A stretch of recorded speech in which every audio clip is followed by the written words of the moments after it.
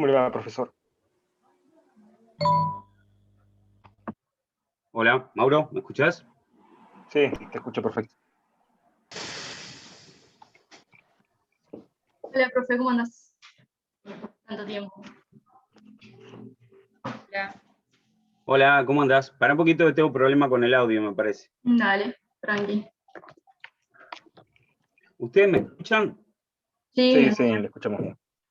Yo no los escucho bien.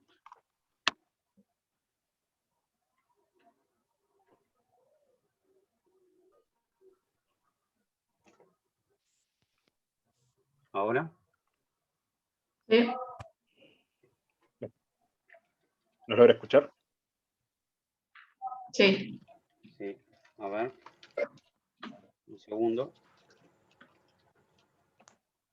Ah, ahora entiendo. Que tenía mal puesto el micrófono.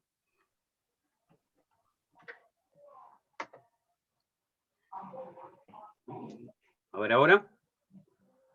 Bárbaro.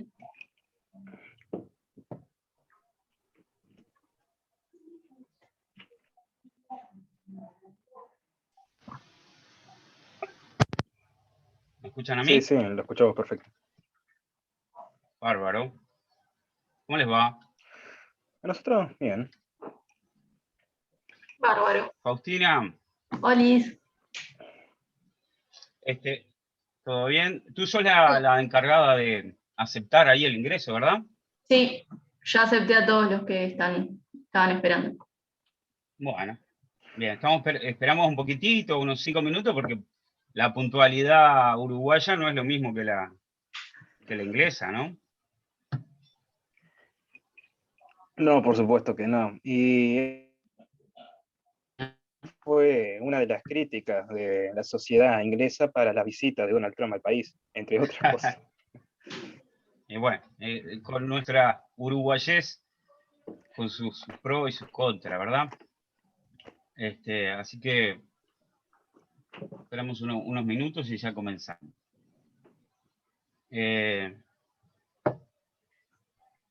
Un comentario, una pregunta más que un comentario.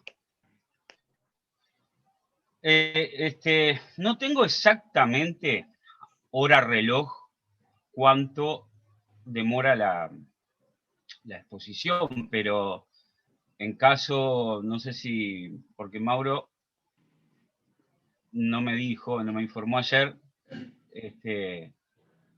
si no se cae la conectividad o No, volvemos.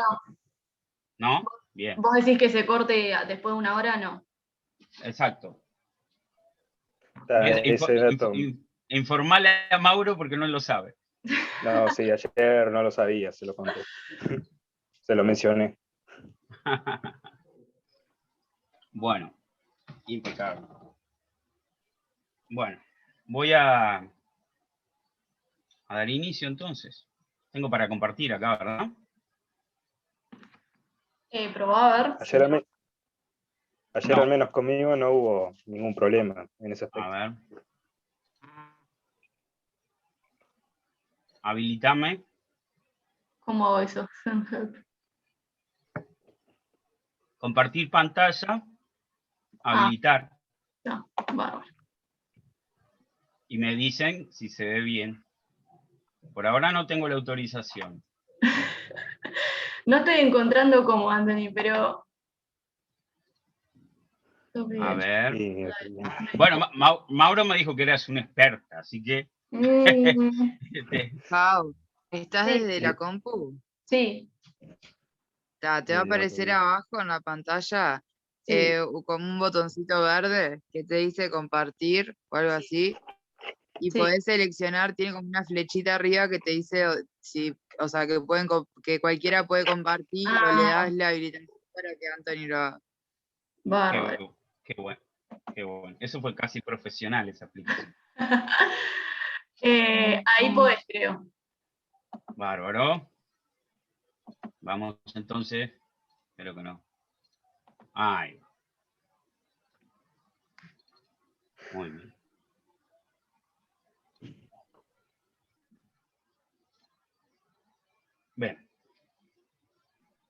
¿Se ve bien? Perfecto. Bárbaro. Bueno. Bueno, antes que nada, buenas tardes. Buenas tardes, gente. Quisiera hacer una pequeña mención, sin aburrir. Agradezco mucho por la invitación. No dudé un segundo en aceptar. Mauro está de testigo. Porque, bueno, la idea es aportar, así que estoy para sumar dentro de lo que pueda ser útil a las órdenes. De aquí en más. Por eso no dudé en aceptar la invitación, la cual agradezco mucho. ¿Ah? Y es un placer poder compartir este rato con ustedes. Y bueno, espero aportarles una mirada distinta de la situación. Y prometo no aburrir con datos, porque datos tienen hoy en niveles astronómicos, ¿verdad? En la televisión, en las redes, etc. Así que bueno, la idea es más que nada conceptual y no tanto de datos. Capaz que se me filtra alguno, pero bueno. Así que simplemente esa era la mención. Bueno, vacunas.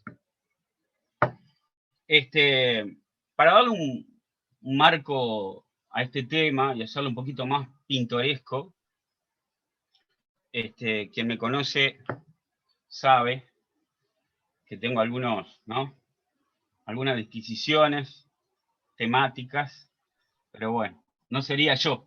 Así que vamos a hacer un poquito un viaje al pasado, ¿no?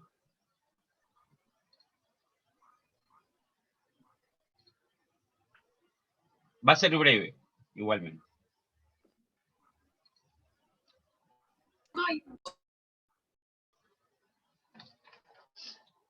Bueno, creo que la mayoría, si no todos, ustedes conocen el inicio de la historia de la vacunación, como está representada en este grabado francés. Hace un poco más de 2 siglos, un médico rural inglés se percató de que las mujeres que ordeñaban, no se enfermaban de viruela, ¿tá? Que en ese momento y desde hacía muchos siglos era una enfermedad realmente letal para la humanidad. Tenía un 30% de letalidad. Comparen ustedes, estos son aproximaciones, ¿verdad? Probablemente la más mortal de todas haya sido la malaria. Digo, de la historia de la humanidad, ¿no?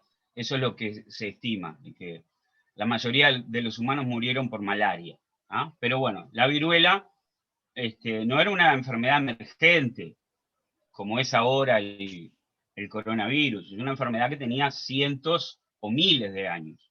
Incluso hay datos históricos que venía desde los egipcios y China también, ¿no? Bueno, Eduardo Jenner, este médico inglés, se percató de eso, ¿no? Con esa suerte que colabora con los genios, ¿ah? Porque si uno no está preparado o no tiene cierta genialidad, por ahí la suerte le pasa por el costado, le hace una gambeta, ¿verdad? Pero él se dio cuenta, porque ya se sabía, pero él se dio cuenta que estas mujeres, era un trabajo netamente femenino, el de ordeñar, no se enfermaban con la viruela humana, pero sí tenían un cuadro leve de viruela, en donde se afectaba principalmente las manos, se formaban unas pústulas en las manos, como lo pueden ver ahí en el grabado, ¿ah? Que con la lupa Jenner está observando, ¿verdad?, la mano de la mujer. Entonces, asoció esta viruela leve, bovina, animal, una zoonosis, digamos, la viruela más grave, mortal, humana. Entonces,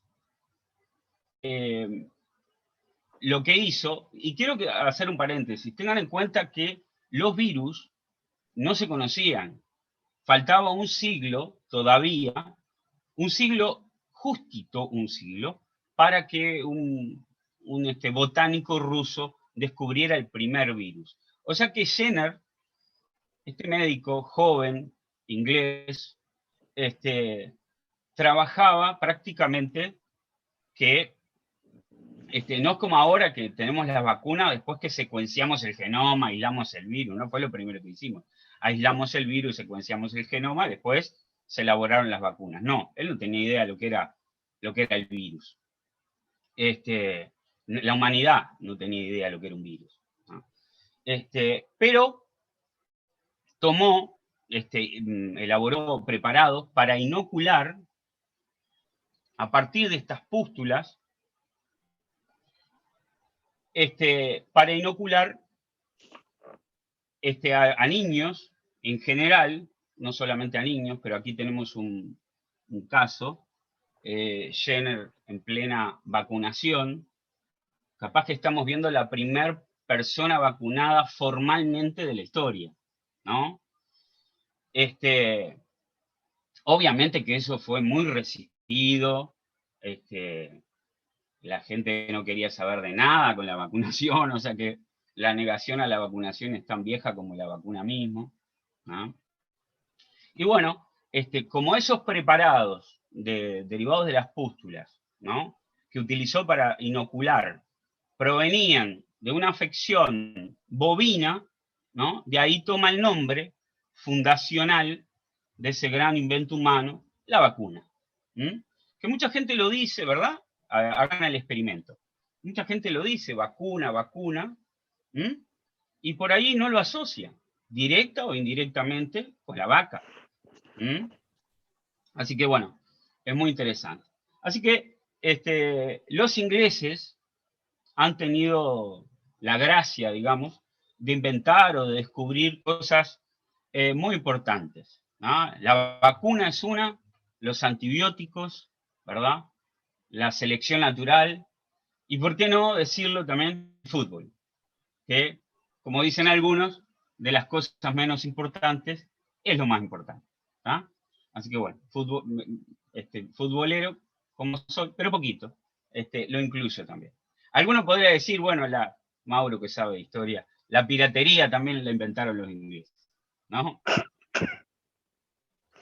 Bueno, ahí está la fecha, ¿verdad?, del evento de primera vacunación de la historia, 1796, como le dije, un poquito más de 2 siglos. Antes de pasar a otros mojones, evidentemente que voy a excluir a muchos, voy a hablar de algunos mojones de esta breve historia. Quiero subrayar que entonces la primera vacuna de la historia, la vacuna formal, digo, era una vacuna atenuada, o sea, una vacuna viva. ¿Ah? Eso es un dato histórico, ¿no?, que quizá les puedo aportar. ¿Ah? Era una vacuna viva. Pero, claro, Jenner ni nadie tenían en su conciencia el concepto más moderno de lo que es atenuación, y hoy lo vamos a ver. ¿Ah? O sea que no tendría ni la definición, pero eran vacunas atenuadas. Después, en el siglo XIX, acá tenemos un caso, ¿verdad?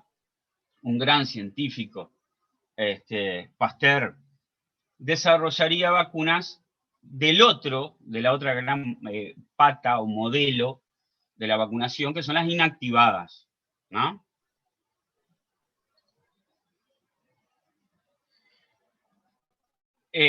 La vacuna, el Pasteur desarrolló varias, pero quizá la más famosa es la vacuna antirrábica, ¿verdad?, en 1885. Vieron que hay casi un siglo con Eduardo Jenner, en comparativa.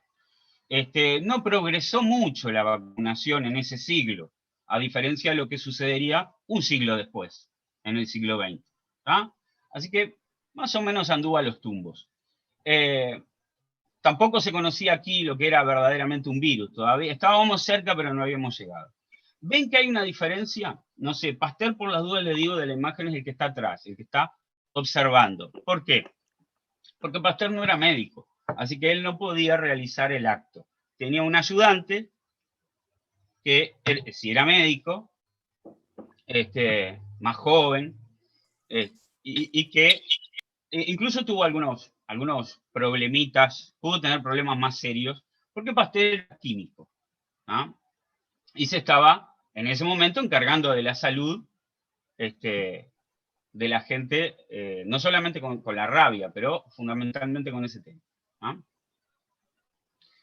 Ese niño vacunado fue muy famoso, se escribieron muchos libros sobre el niño vacunado, que fue más famoso el niño, Joseph Meister, que el médico que lo está vacunando, el colaborador de Pasteur.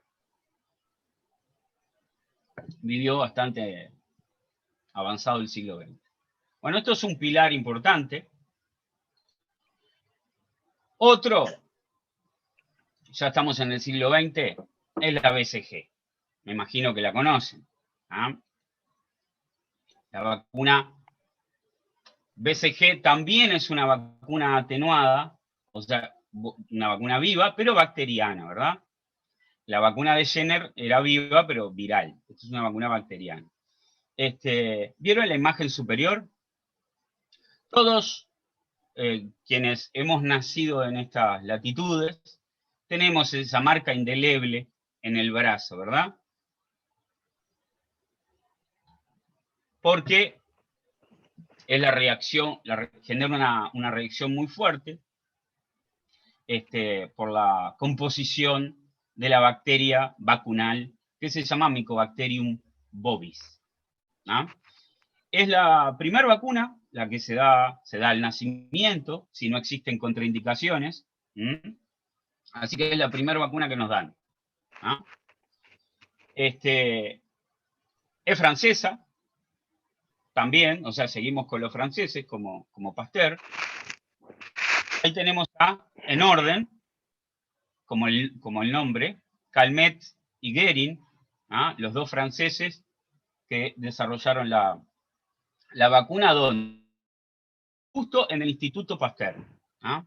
A principios del siglo XX. Ahí tenemos 1927, en cualquier momento cumple un siglo la BCG y se sigue utilizando. En algunos países es cuestionada y ya no se la utiliza, se están buscando vacunas nuevas.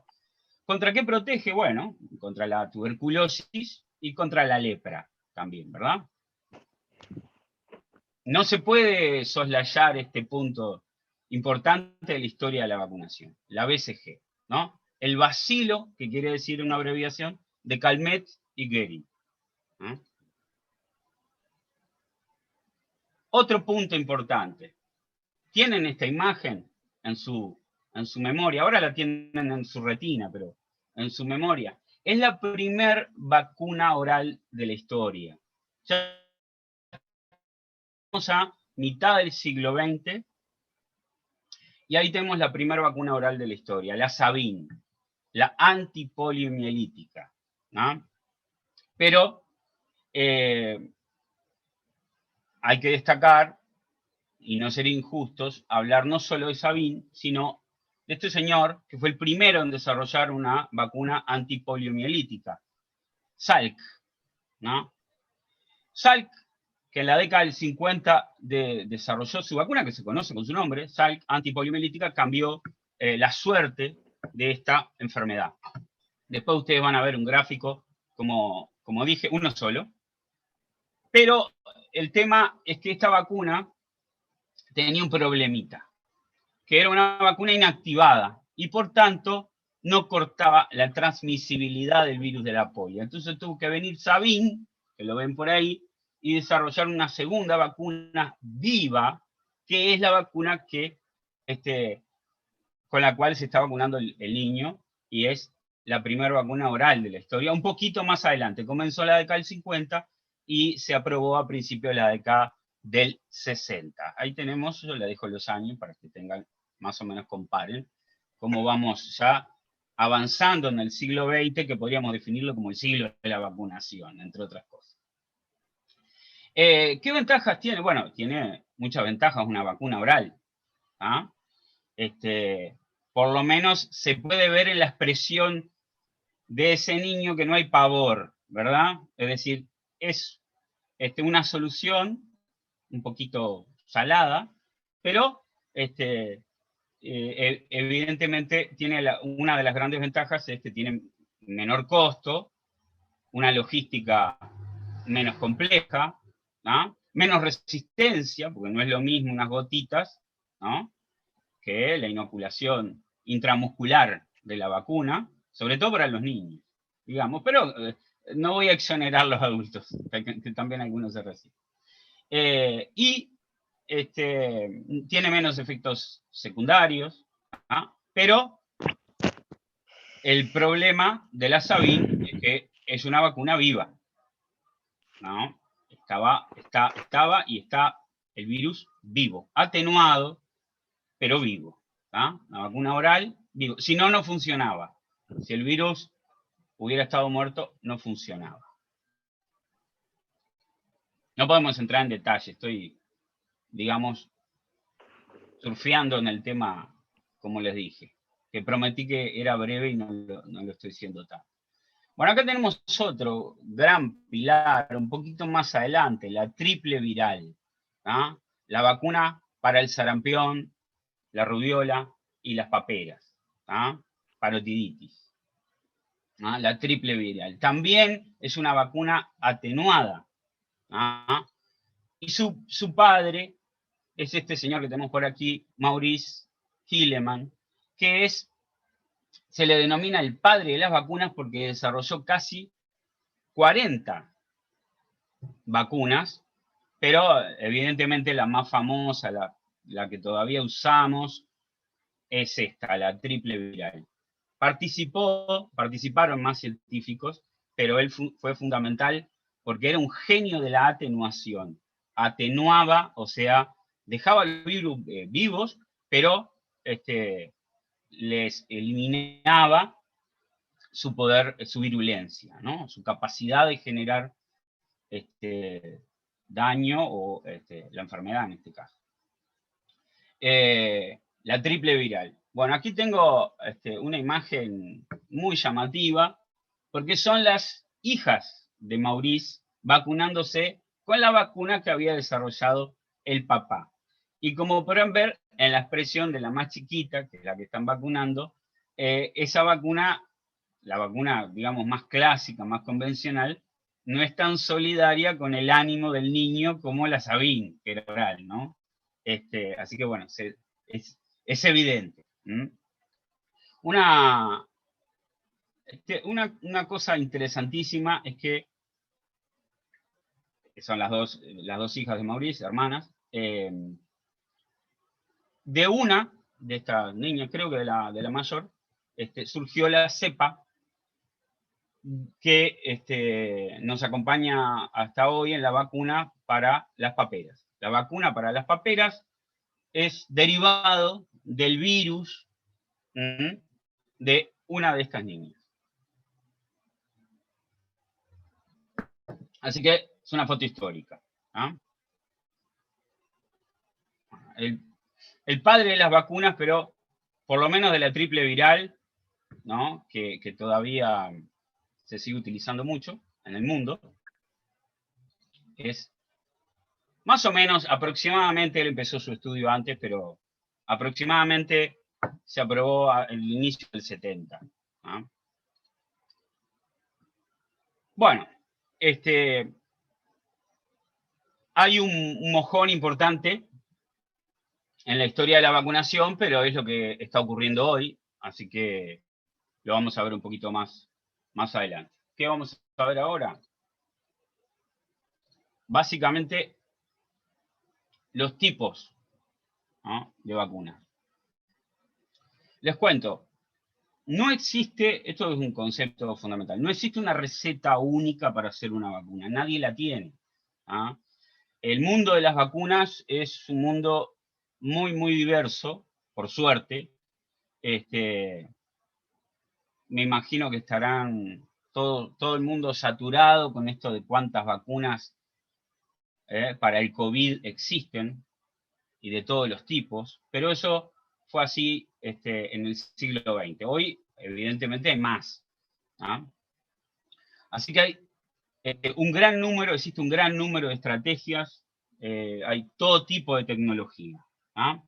Vacunas vivas, atenuadas, de vectores, recombinantes, vacunas de toxoides, conjugadas, no voy a aburrir. Pero vamos a hablar básicamente de 3 estrategias que son como los grandes paradigmas de la estrategia de la elaboración de vacunas. ¿Qué podemos utilizar? Acá tomo como ejemplo un virus porque es lo que viene mejor, ¿no? Entonces, podemos ver que podemos utilizar el virus completo, ¿no? Lo que se llama virus vivo, mal llamado virus vivo, ¿no? Con su información, su ácido nucleico. Eso es, por ejemplo, la triple viral o la Sabin, ¿no? Está a la izquierda. Pero claro, el virus tiene que estar atenuado. Es decir, está vivo, pero no tiene la capacidad de generar la enfermedad. Podemos utilizar los antígenos del virus, lo del medio, sin el ácido nucleico, o sea que el virus está muerto, todo eso va entre comillas, como voy a explicar ahora, que es lo más utilizado hoy. O sea que la mayoría de las vacunas es la estrategia, digamos, del medio, ¿tá? Lo que sería una vacuna inactivada. Tengo el antígeno solamente, y eso le confiere seguridad, ¿tá? Porque el virus es como, está muerto, ¿tá? O es una parte del virus, no hay virus. Y la tercera, que es la que estamos viviendo hoy, el tercer paradigma, es utilizar no el antígeno, sino la información, los ácidos nucleicos del virus para producir el antígeno. ¿Ok? A la derecha tenemos el ARN, por ejemplo, del virus, y eso es nuevo. Eso es algo totalmente novedoso, ¿ah? Una tecnología recién llegada. ¿Ah? Hablamos de Jenner, ¿ah? Donde nació la vacunación, y ahí hablamos de vacuna atenuada, o sea, el virus estaba vivo, era otro, era un virus animal, pero estaba vivo. ¿Ah?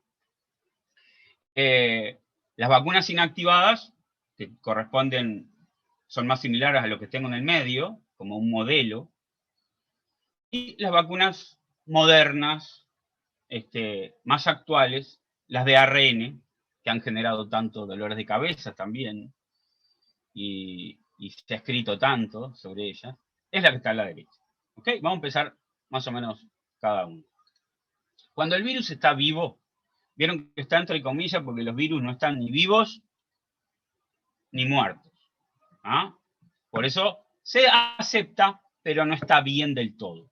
¿Ah? Cuando el virus está vivo tiene que estar atenuado. Por eso la vacuna se llama vacuna atenuada. ¿Ah? El virus se puede replicar, puede infectar, pero no puede causar la enfermedad. ¿Ah? ¿Qué ejemplos tenemos? Bueno, la BCG no es un virus, pero es una bacteria que está viva. Después la triple viral, son 3 virus, como dijimos, el de sarampión, el virus que provoca las paperas, y el virus de la rubiola. Están vivos, atenuados, vivos. Y la Sabin, la vacuna oral que vimos hoy, que es un virus, una cepa del virus de la polio. ¿Por qué no hay ningún ejemplo de vacuna para hoy, para el COVID, para la actualidad? Bueno, porque me imagino que es extremadamente riesgoso, ¿no? Con lo rápido que se tenía que elaborar la vacuna, menos de un año, ir por esta estrategia, donde el virus estaba vivo, ¿entienden? era muy complicado. Estas vacunas han generado, han tenido mucha resistencia. Como les dije hoy, Maurice Tilleman no tuvo mucha suerte al inicio, pero sus colegas menos todavía. Justamente porque el virus estaba vivo. Así que no hay ninguna que entre en este esquema atenuada. Las más parecidas son las de vectores, que vamos a ver. Después tenemos las que utilizan los antígenos virales, solamente, que son las vacunas inactivadas. Y acá tenemos algunas clásicas, como la Salk, la primer vacuna antipoliomielítica, la triple bacteriana, que no hablamos, que incluye la difteria y el tétanos, y ahora sí, la Sinovac, que es la vacuna más común en Uruguay hoy para el coronavirus, ¿verdad? La vacuna china del laboratorio Sinovac, que se llama Coronavac. Es una vacuna inactivada.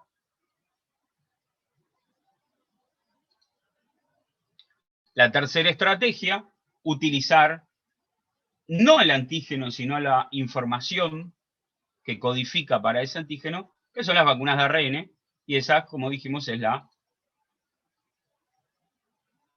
recién llegada. Y ahí tenemos dos, habrán escuchado 1000 veces ya, la Pfizer y la Moderna. Son las dos vacunas de ARN que existen por ahora y que están aprobadas. Así que abrimos el tema, justamente, vacunas de ARN.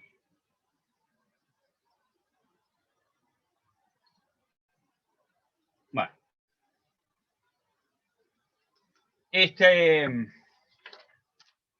¿Cuánto se habló de estas vacunas, no? Acá tenemos en Uruguay la Pfizer. Moderna no.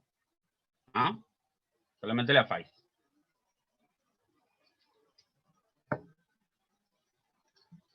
Básicamente, quise ser lo más esquemático posible.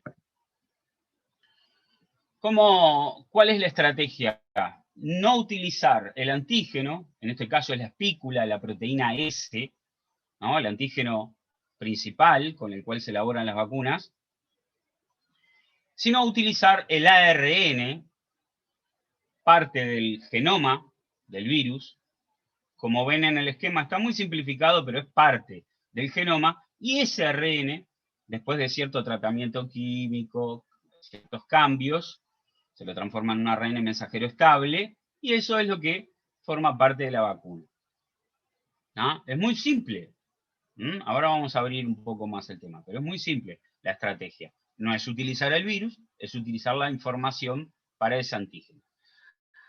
Si bien es una tecnología, comparada con las otras, relativamente nueva, ya tiene sus inicios en la década del 90.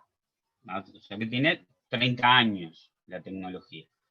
Y hay que destacar el rol de una persona que les recomiendo que lean su historia de vida, Catalina Caricó, húngara de origen, que es como un ejemplo de tenacidad, digamos, porque pasó años, si no décadas, esperando que le financiaran su proyecto. Así que fue la iniciadora de esta tecnología de las vacunas de ARN. Al principio claramente no estaban de moda, no tuvo la financiación, y bueno, a veces hay que tener suerte y no solamente tener las ideas, sino estar en el momento ideal.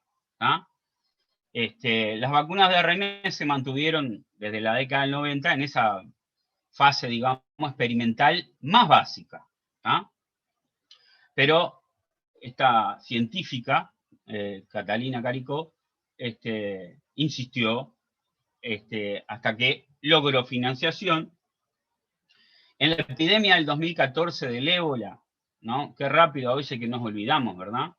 Yo les confieso, esto no es a título personal, pero les confieso que me asusté mucho más cuando me enteré en el 2014 del brote de ébola, al inicio digo, que ahora, cuando me enteré en el 2019, en diciembre, de lo que estaba pasando. ¿Ah? Realmente. Me asusté muchísimo con lo del ébola hace ya 6 años, ¿no?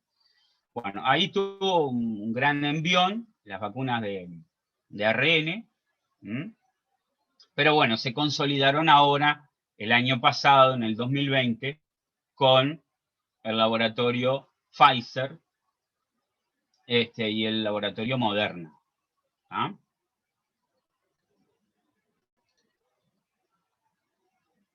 ¿Cómo funciona la vacuna de ARN? Bueno, se inocula intramuscularmente, el ARN penetra en los tejidos, ahora vamos a ver cómo, y hay una diferencia fundamental. Ninguna vacuna había tenido esta estrategia, ¿no? O sea, había incorporado esta estrategia.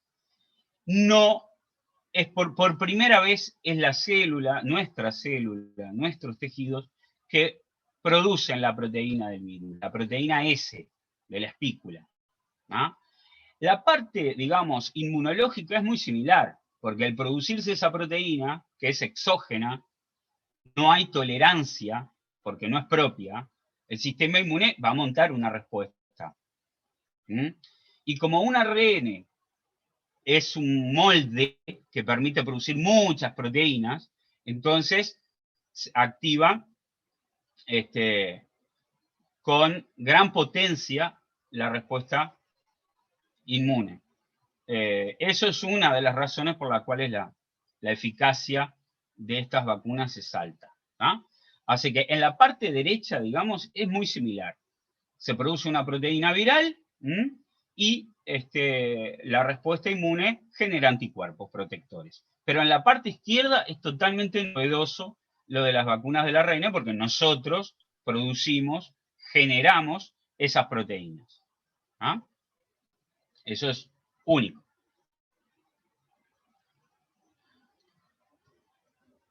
Bien, una buena pregunta que nos podemos hacer es, ¿qué contiene una vacuna de estas nuevas, de ARN mensajero? Bueno, claramente tiene que tener, por eso lo destaco aparte, el ARN mensajero que codifica para el antígeno, la proteína S del coronavirus. ¿Ah? Eso, infaltable. ¿Ah? Pero tiene algunas otras cosas que es importante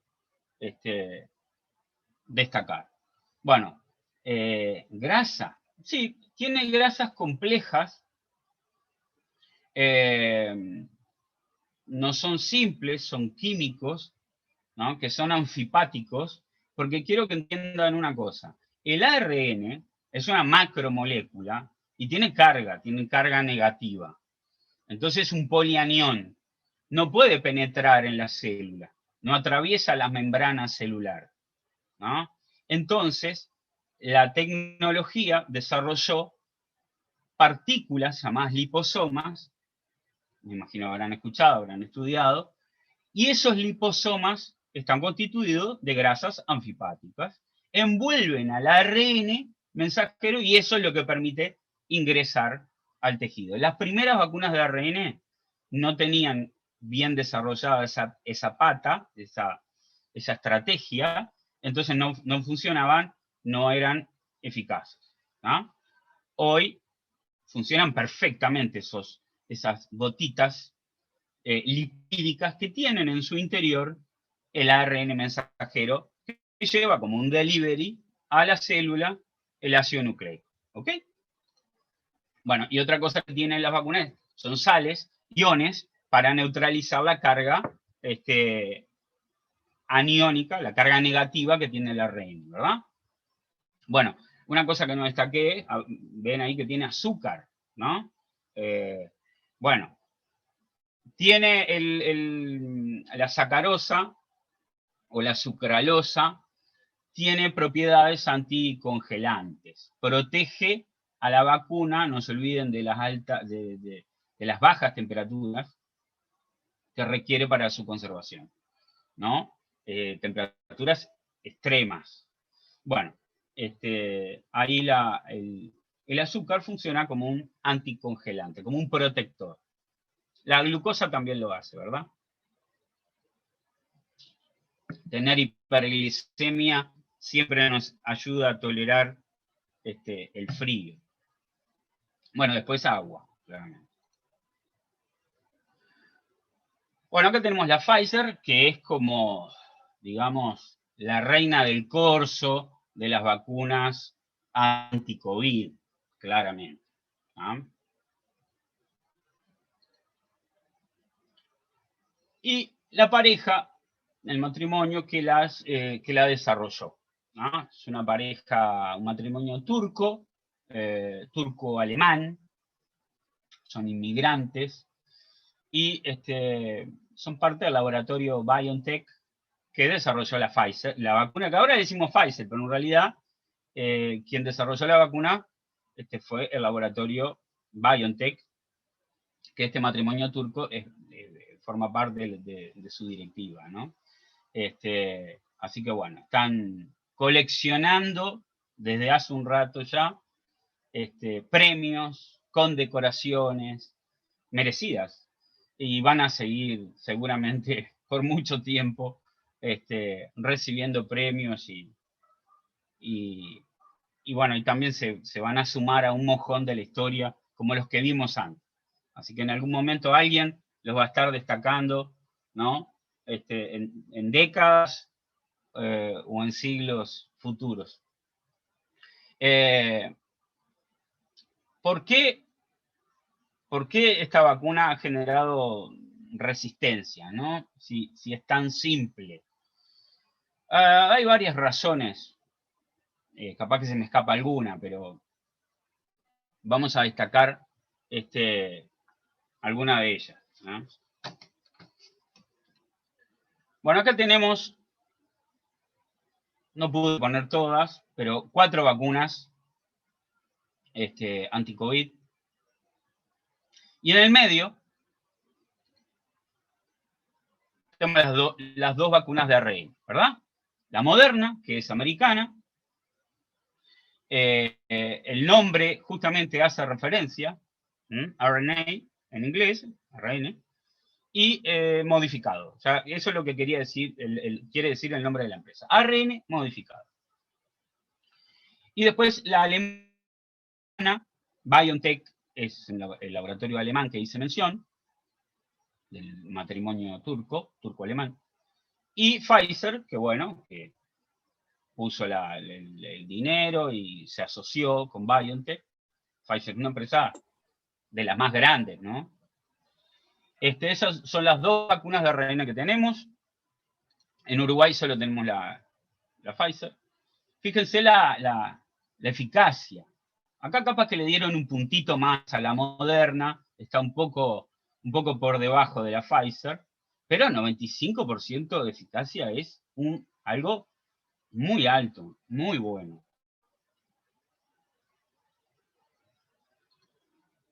Bueno, tienen su talón de Aquiles, claramente, y es que requieren temperaturas muy bajas, sobre todo la Pfizer, para su conservación, porque el ARN es una molécula relativamente inestable. ¿Tá? Y bueno, esto ha aumentado mucho su costo, sobre todo, como dije, el tema del costo asociado, ¿no? El costo de la logística. Eso es quizá lo más criticable a este tipo de vacunas, ¿no? Pero en todo lo demás se destacan, ¿no? Ya solo con ser seguras y tener una alta eficacia, eso ya les da un gran, por eso las ponen en el primer lugar, ¿no? Claramente. Lo más importante de estas vacunas, digamos, es que, como mencionamos, es el cambio de paradigma. Es decir, es algo totalmente novedoso y va a permitir desarrollar vacunas más rápidamente, ¿no? O sea, en meses, más seguras, de mayor eficacia, ¿no? Y con mayor facilidad, porque trabajar con ácidos nucleicos es más fácil que trabajar con proteínas, ¿no? Porque es como información, así que se corta, se pega y se arman más fácilmente las nuevas vacunas. A partir de ahora, digamos, cuando la población mundial esté protegida, las nuevas variantes no nos van a preocupar tanto, porque la dinámica de elaboración de las vacunas va a ser mucho más rápida y van a ser seguramente la mayoría vacunas de ARN, por esto que les decía, ¿no? Y una cosa más que les comento es que esta tecnología no solamente va a permitir desarrollar vacunas más rápidas, más eficaces, más seguras, sino que ya se está utilizando como plataforma para el tratamiento de otras enfermedades complejas, como por ejemplo el cáncer. ¿Por qué? Porque permite inducir respuestas inmunoespecíficas contra lo que uno quiera, ¿no? Así que estas vacunas o esta tecnología abrió un portal al futuro, seguramente. Acá estoy haciendo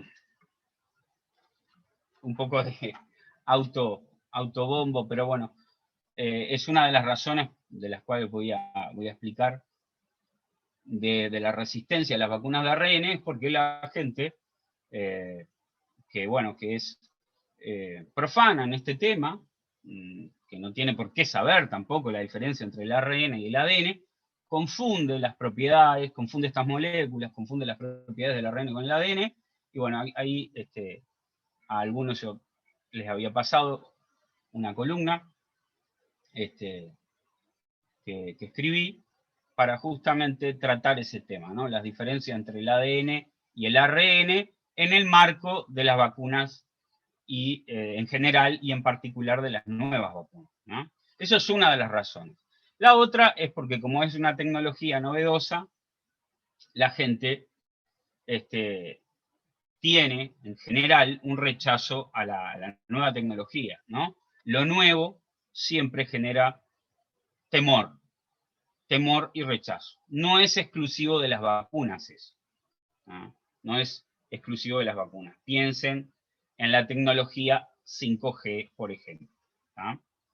Entonces, esa es la explicación más general, digamos, ¿no? Lo nuevo, lo que es la primera vacuna de la historia de este tipo, bueno, eso siempre va a generar un rechazo.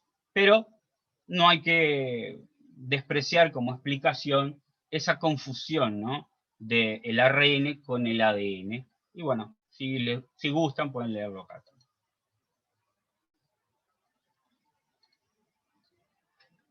Bueno, no sé si alguna vez jugaron esto, pero bueno, es el famoso tiro y aflojo, ¿verdad? Aunque tiene muchos nombres según el lugar, ¿tá? Algunos le llaman simplemente la cuerda, ¿tá? Y fue deporte olímpico un tiempo. Ya no lo es, pero lo fue. ¿Y por qué tengo esto acá? Bueno, porque en realidad hay un tema que las vacunas de ARN lograron superarse, y es que lograron una alta eficacia, hablábamos recién, más del 90%, con una altísima seguridad, porque no hay virus ahí. Y ese binomio es muy difícil de lograr, siempre fue pretendido por la gente que elaboró vacunas, que quería una vacuna eficaz y segura, pero es muy difícil, o por lo menos hasta ahora era muy difícil. Les explico por qué. Las vacunas atenuadas con virus vivos generalmente eran y son muy eficaces, ¿no? Requieren justamente de una dosis por esa razón, ¿no? Por su alta eficacia. Pero claro, ¿cuál era el problema de las vacunas atenuadas? Y que estaban vivas, así que su problema era la seguridad. Por otro lado, las vacunas inactivadas eran muy seguras, pero su eficacia es baja, ¿no? Pregunto al vuelo, digo, no esperando respuesta, ¿cuál es la eficacia de la vacuna Sinovac, la vacuna china? Justamente un poco más de 50%.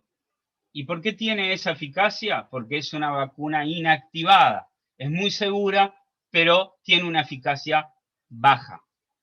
Espero que me sigan. Entonces, vacunas atenuadas, eficaces, pero poco seguras. Vacunas inactivadas, ¿no? Muy seguras, pero de baja eficacia. Las vacunas de ARN Moderna, la Pfizer, que es la que más nos importa, logró combinar estas dos cosas. Eso es muy difícil de hacer. ¿Ah?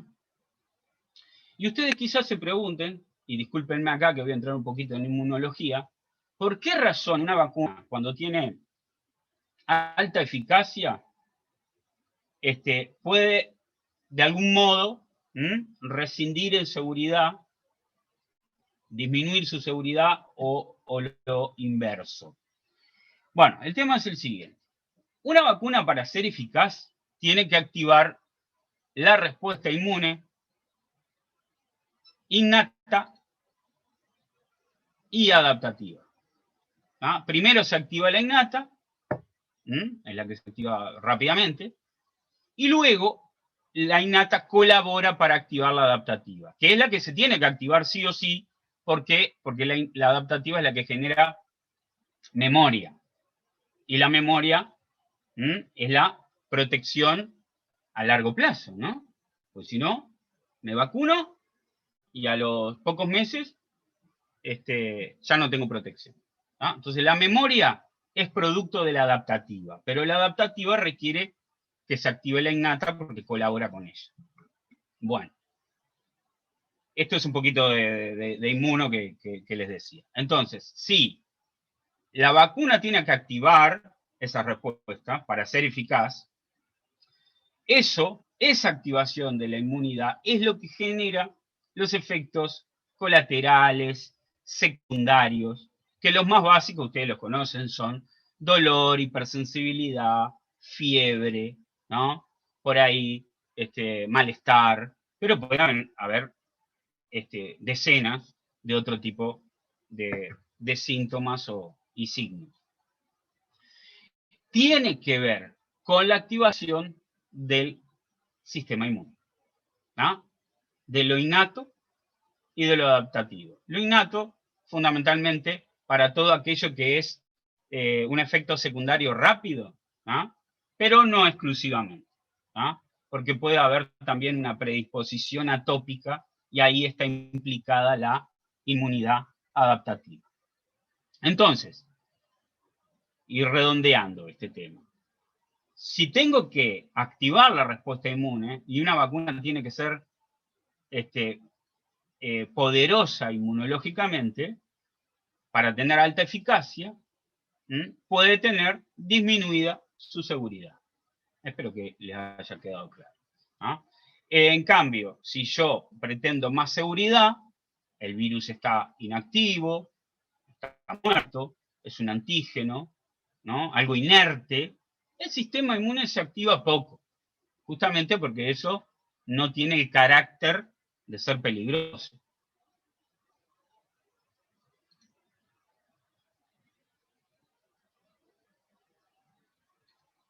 Bueno.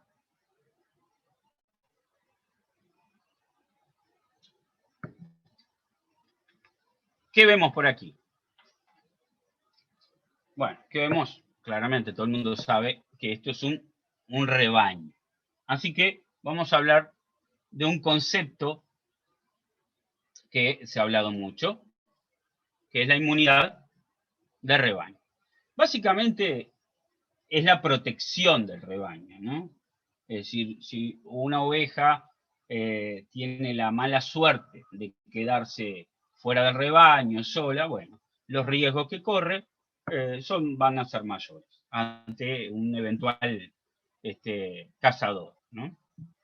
Me estoy refiriendo no necesariamente al abigeato, ¿no? Sino hablamos de en Europa, que es mucho más común, los lobos, ¿no? Pero podrían ser perros también. El rebaño confiere esa protección, ¿ah? La protección de la multitud.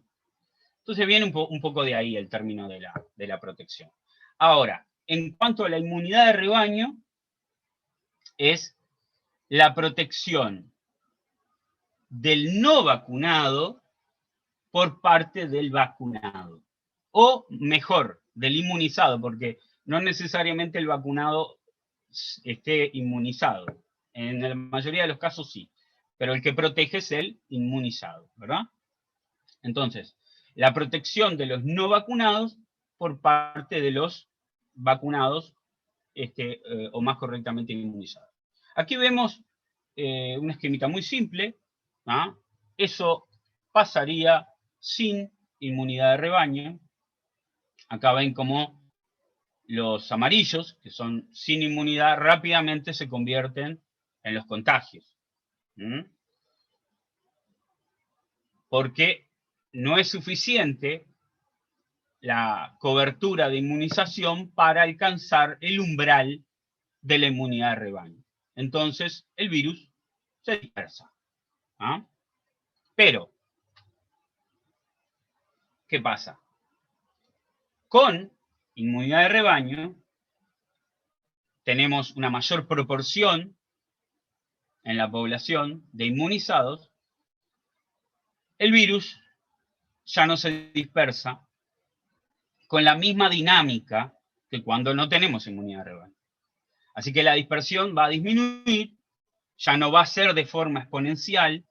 ¿Puede surgir casos nuevos? Sí, pero la transmisión se va a desacelerar y eventualmente se va a apagar.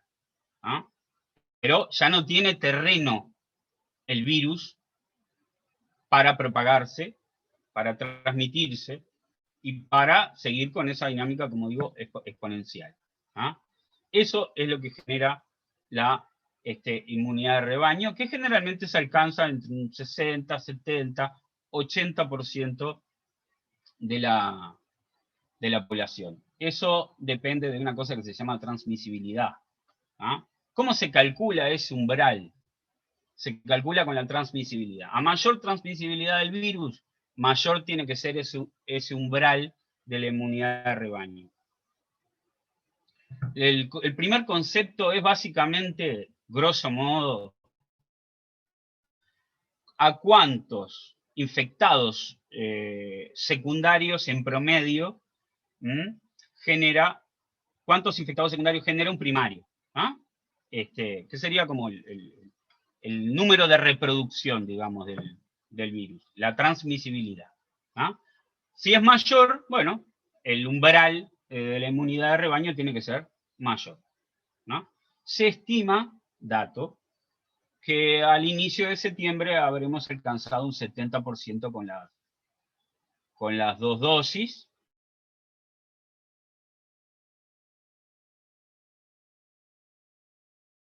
Umbral del 70% antes de septiembre. Bien.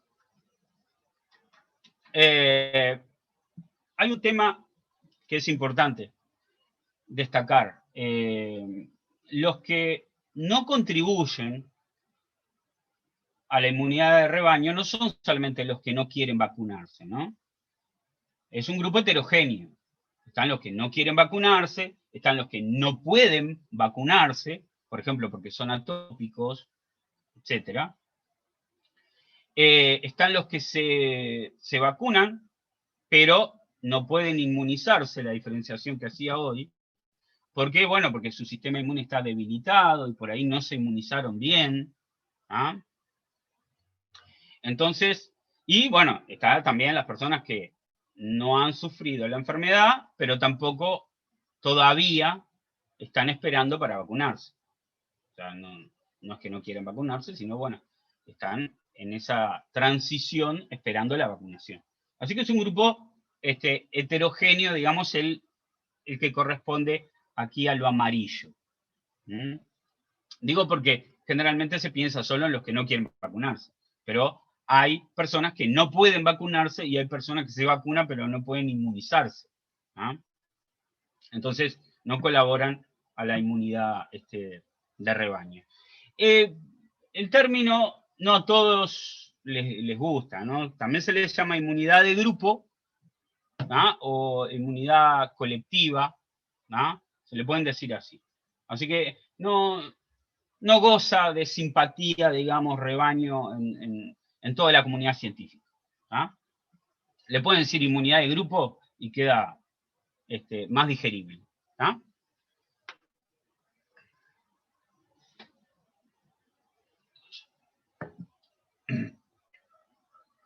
Bien. ¿Qué ven acá? ¿Qué tendrá que ver esto, no? Con lo que estamos hablando. Bueno, es una imagen porque una finalidad también era la divulgación de los conceptos. Entonces, para divulgar el concepto, hay veces que, bueno, hay que traerlo en un lenguaje o en una analogía que se puede transmitir. Así que, si por ahí les sirve a ustedes para transmitir ese concepto un poquito más complejo, porque si hablamos de transmisibilidad y umbral de inmunidad de rebaño, bueno, por ahí el que no es entendido en el tema, por ahí no cuesta un poco. Lo que están viendo es un cortafuego. ¿Ah? Un cortafuego evita la dispersión, por ejemplo, de los incendios. Cuando nos vacunamos, cuando nos inmunizamos, nosotros actuamos como símil ese cortafuego, ¿ah? Evitando la dispersión del incendio. Claramente acá, en el paralelismo, en la analogía, lo que estoy utilizando, el fuego es el virus, ¿no? La combustión, el incendio, es la pandemia, ¿no? Y los inmunizados de la población resultan ser ese cortafuego, ¿no?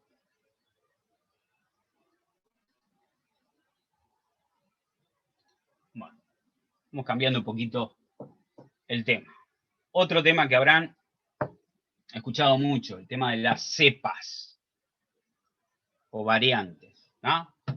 Acá me interesa hablar de lo que es cepas versus protección, no iba a poner todo eso, protección inmunológica que confieren las vacunas. Bueno, en principio, la ocurrencia de variantes o cepas, pero no es estrictamente lo mismo. Los científicos utilizan las dos como sinónimos porque, bueno, como dije, tienen que hablar al ser humano terrenal, ¿no? Entonces usan indistintamente. Pero cepa está en una categoría superior a variante, ¿no? Que no viene al caso ahora ver estrictamente la diferencia.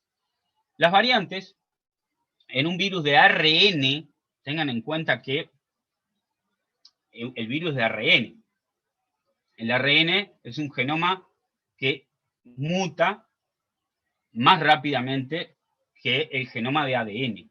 ¿Ah? ¿Por qué? Porque la replicación del ARN es más desprolija. ¿Ah? No repara tanto en los errores que comete. Por eso acumula mucho más mutaciones. Y por eso nos complica la vida un virus de ARN más un virus de ADN. ¿Ah? Acá tiene una representación de lo que ha cambiado en un año. En realidad es un poquito, no, bueno, sí, un poquito menos. El coronavirus. ¿Ah? Esto es concéntrico, ¿no? O sea, el cambio es desde el centro, desde la cepa original, digamos, que es el 0, hacia, concéntricamente hacia afuera. Cuando se acumulan muchos cambios, o unos varios cambios, en un grupo viral, a eso se le puede llamar una variante o una cepa. ¿Ah? Y acá tenemos una de las más destacadas, ¿no? La variante sudafricana, la variante del Reino Unido, británica, y la que más nos importa, que es la variante de Brasil, sobre todo la variante de esta ciudad, Manaus, la variante P1.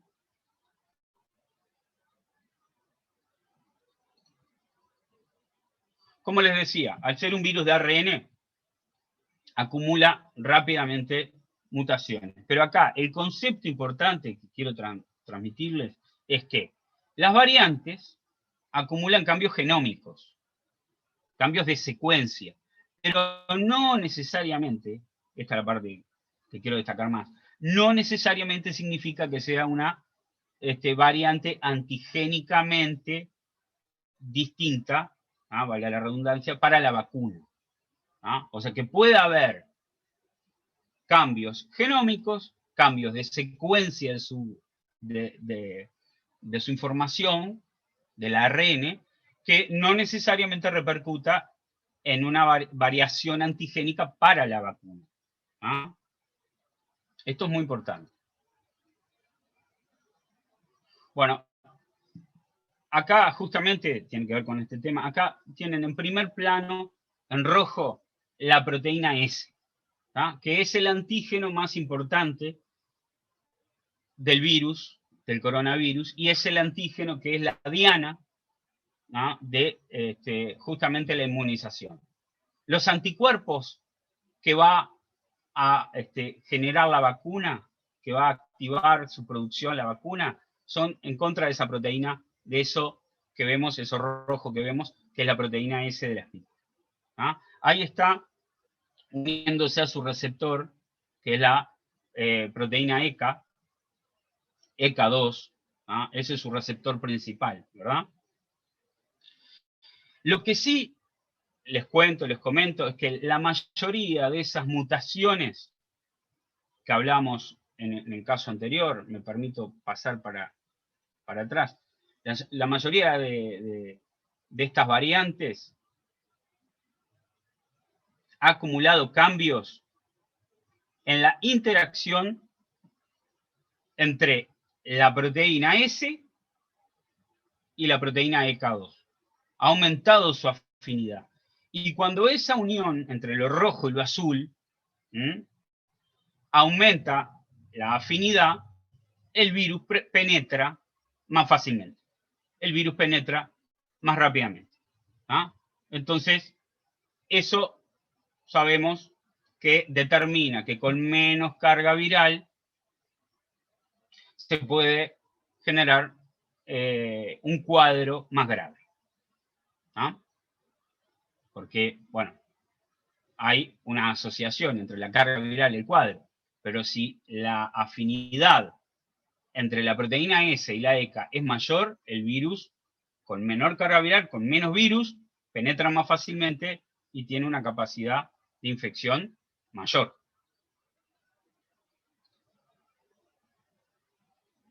Ahora, estas variantes que se generan, acá la flecha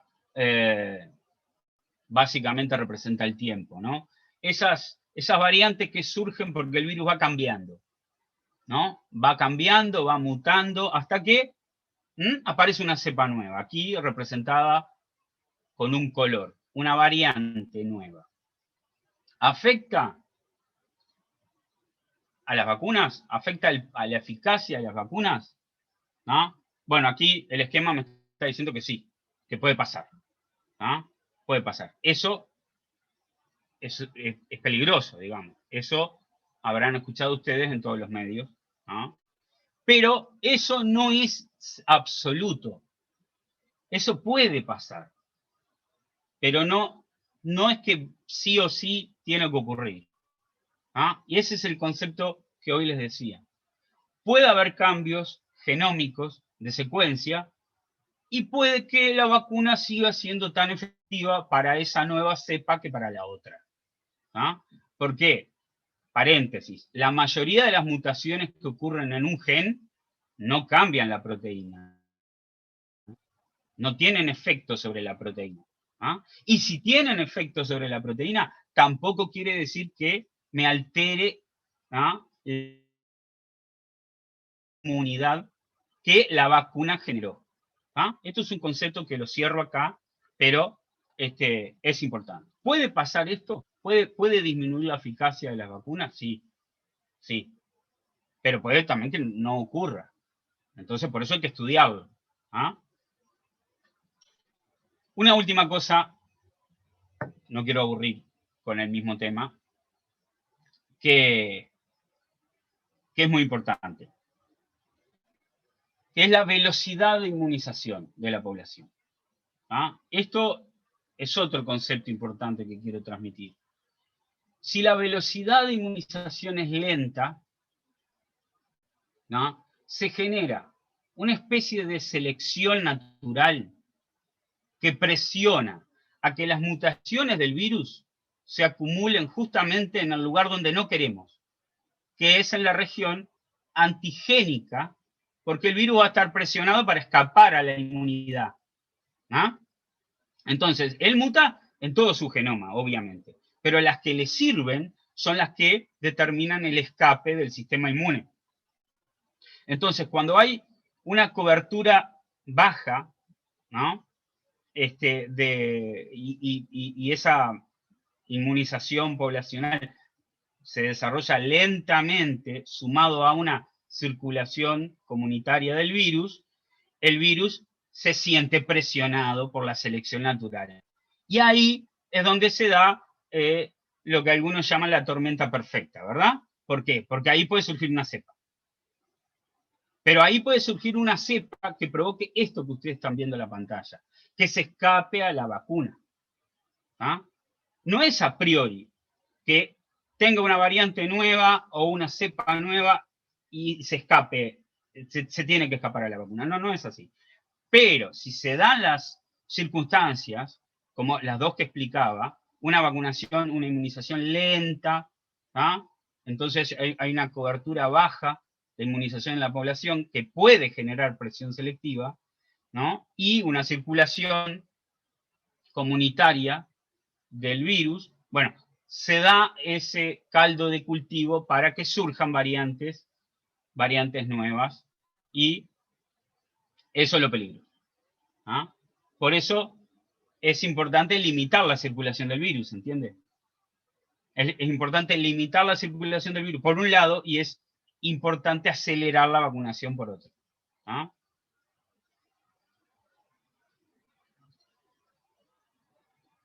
Bueno. ¿Qué vemos aquí? Aparentemente, nada que ver con lo anterior. Esta imagen creo que a nadie le escapa, ¿no? Es la mayor construcción de la humanidad, ¿no? Tiene una antojadiza coincidencia que está en China, ¿no? Con todo eso, con todo esto que estamos tratando, ¿no? Pero es la mayor construcción, como dije, de la historia de la humanidad. Es un mito que se ve desde la Luna, pero bueno, eso sirve un poco para decir que es grande, ¿no? Tiene más de 20.000 kilómetros en total.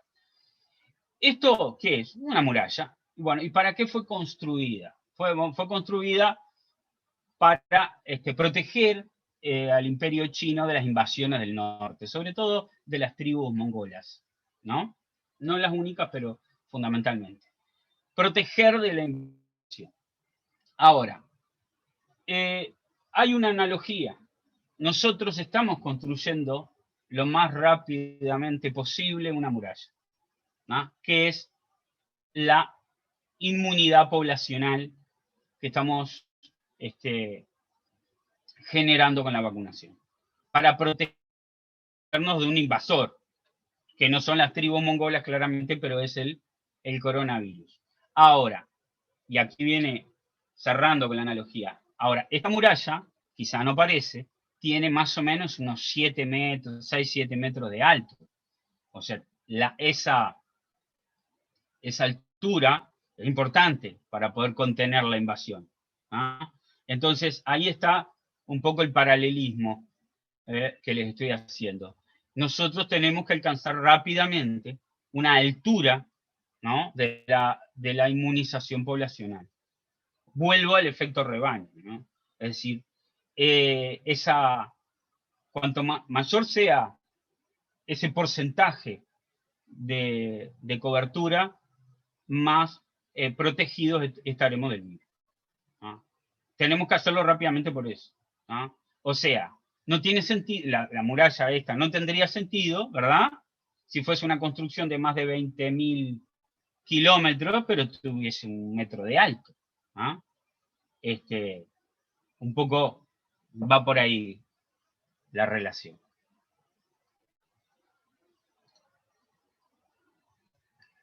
Bueno.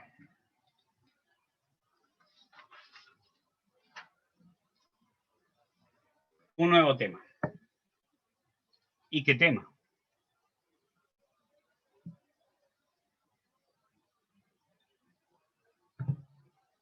Bueno, hay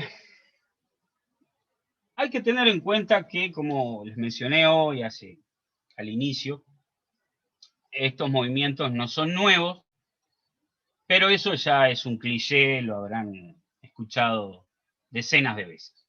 Las vacunas tienen tanto tiempo como los movimientos antivacunas. Eso, digamos, es verdad. ¿Ah? Así que no voy a entrar en ese tema. ¿Ah? Es importante, como dije hoy, entender que siempre va a existir el miedo a lo nuevo, a lo desconocido. Eso es inherente, está en la mentalidad del ser humano. ¿Ah? En el instinto humano está el miedo a lo nuevo. ¿Ah? Yo considero que hay que ser enérgico con nuestras convicciones, ¿ah? Pero no necesariamente tenemos que ser agresivos y mucho menos ofensivos, porque creo que no se consigue el efecto que uno busca, sino más bien todo lo contrario. ¿Ah? Entonces, no quiero, porque el término ha tomado, ¿verdad?, una definición peyorativa. No quiero incluir a todos en este término porque tiene una connotación negativa, el antivacunas, ¿verdad? Pero sí quiero, y esto es un aporte, no sé si original, pero por lo menos lo pensé, destacar 2 grupos. ¿Ah? En esto que, como digo, transitoriamente lo voy a denominar antivacunas, pero es heterogéneo. ¿Ah? Entonces tengo una división, ¿verdad? Por un lado, están los que valen la pena discutir, hablar, debatir, ¿no? Y por otro lado están los que no, ¿no? Así que bueno, esta imagen se lo dedico a los primeros, a los que vale la pena. Vale la pena informar, ¿ah? Porque, a ver, hay gente que no tiene por qué saber lo que es el ARN ni lo que es una vacuna de ARN, ¿verdad? Entonces, directamente tiene ese miedo instintivo porque no sabe. ¿Ah? Entonces, ese es el grupo, digamos, que hay que informar, que hay que ayudar, con fuentes confiables, ¿verdad? También está en ese grupo, en el grupo de los que valen la pena, los que son escépticos, los que tienen tendencia a la duda, digamos. Y ahí está bien, está perfecto. Todo el mundo tiene derecho a dudar. ¿Ah? Decía Borges, y si lo decía Borges, generalmente no lo cuestiono. En ese caso soy parcial. Que la duda es uno de los nombres de la inteligencia. ¿Ah? Es bueno dudar. Ahora, digo yo sobre eso, no es lo mismo la duda que la necedad. Y no es lo mismo ser escéptico que necio. ¿Ah? Entonces, la duda razonable, bienvenida. ¿Ah? Y con esas personas sí hay que charlar, dialogar, contarles. Los que tienen dudas. Los que tienen dudas razonables. ¿Ah? Pero tenemos el otro grupo. ¿Ah? El grupo de los que no vale la pena. De los que es muy difícil. ¿Ah? Y ese también está constituido por 2 subgrupos. ¿Ah? ¿Por qué? Porque tenemos los negadores natos, ¿Mm? El esquema ahí, la pintura viene bien. Los negadores natos, los que tienen una relación, digamos, rebuscada, insana con la información, los que siempre están inclinados a ver la conspiración en todo, ¿verdad? Entonces es muy difícil cambiar eso, porque tiene una base fuertemente irracional. ¿Mm? Cualquier argumento, cualquier fundamento que vos le des, bueno, automáticamente se tergiversa, se invierte para apoyar la visión del mundo que tiene. Entonces así es muy difícil. ¿Ah? Eso, digamos, igualmente son los menos peligrosos, porque después están los que son conscientes del relato, ¿no? De hecho armaron un relato, lo utilizan con una finalidad política, económica, de notoriedad, de fama, ¿no? Son conscientes de lo que hacen, y bueno, y por eso son más peligrosos también, ¿no? Porque son mercaderes de la inconsciencia, ¿no? Entonces, en ese caso tampoco vale la pena establecer una discusión, ¿no? Porque hay un interés de fondo, ¿no? Entonces, hay que saber discernir entre ese grupo heterogéneo de los antivacunas, entre comillas lo digo, y con las disculpas del caso, sin ser peyorativo, quién está en el lado del que vale la pena, el que no tiene información, o el que simplemente es escéptico, ¿ah? Inteligentemente escéptico, del que es negador por naturaleza, irracional, instintivo, y peor, del que tiene un fundamento de fondo para negarlo. Bueno, ahí en ese grupo uno tiene que analizar, no replicar, no abrevar, ¿no? Y simplemente ignorar. ¿Ah? No hay que hacer, como dije, no ir por el camino de lo agresivo porque no tiene ningún buen producto. ¿Ah? Les dije hoy que no iba a aburrir con datos. Es la única gráfica que tenemos. ¿Para qué? Esto habla solo, ¿verdad? Estos son los casos de polio en Estados Unidos. Como dice ahí, desde el 37 hasta el 2003. Fíjense, la línea vertical roja fue en 1955 cuando se introduce la antipoliomielítica de Salk. Después vino la de Sabin, fue más efectiva todavía. ¿Ah? Fíjense los casos. Solo ese dato. ¿Entienden? Entonces, solamente alguien que tenga una relación, como dije, retorcida con los datos, puede no creer en las vacunas. ¿Ah?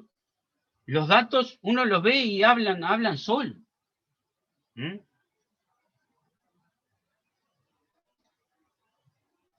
Bueno, lo último.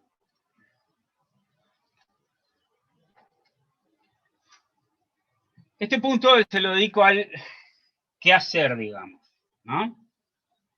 ¿Qué hacer desde nuestra posición? No es un consejo, no estoy acá para dar ningún tipo de consejo, tampoco tiene sentido. Es una mirada personal, ¿no? Para cerrar esto. En situaciones extremas como las que estamos viviendo, digamos, a veces nos preguntamos qué podemos hacer, ¿no? ¿Qué podemos aportar? Me refiero a este tema de la vacuna. También podemos aportar, evidentemente, en otro lado, ¿no? Y en esto dejo afuera a quienes trabajan en la salud, claramente, ya que hacen bastante y más que bastante, ¿no?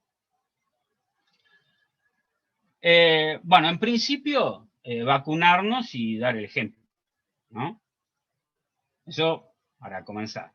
Después, como dije, informar a nuestros amigos, a nuestros familiares, a nuestros círculos cercanos y no tanto, con fuentes confiables.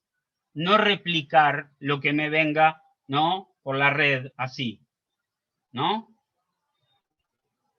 No enojarnos, no ironizar, no subestimar al otro. ¿Ah? No es un buen camino.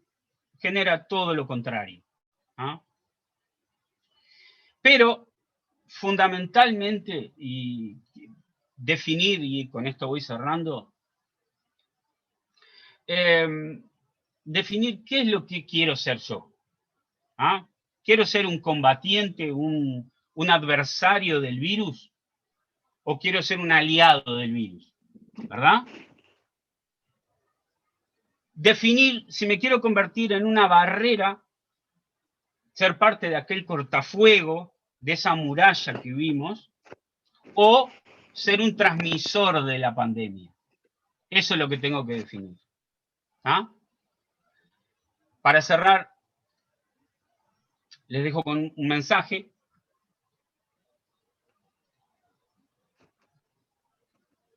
No se los voy a leer, dejo que lo lean ustedes. Muchísimas gracias por la atención, gracias por estar ahí. Muchas gracias, profesor Anthony, por el tiempo que usted le ha dedicado tanto a la preparación de su charla como la exposición hacia el alumnado. Y si su tiempo lo permite, nos gustaría expandir unos 10 minutos más para poder tener la oportunidad a los alumnos de poderle compartir las dudas o los comentarios que ellos crean pertinentes si no le molesta. Sí, claramente, no hay ningún problema. También dejo, digo, y te paso una tarea, dejo mis redes y mi WhatsApp por cualquier consulta que tengan. ¿Ah? Muchas gracias por lo del chat. Y bueno, no, lo hice con una grata dedicación. Las horas que hacías mención, que le invertí, con una grata dedicación. ¿Ah? Así que cuando quieran, Mauro, vos dirigís ahí. Por supuesto, siempre es un placer. No sé, Faustina, ¿podés habilitar el audio para que puedan hablar los demás? Muchas gracias. Creo que pueden habilitarse los que quieren, o sea, no los tengo silenciados yo. Está eso, si tienen alguna duda o algo, está abierto las preguntas.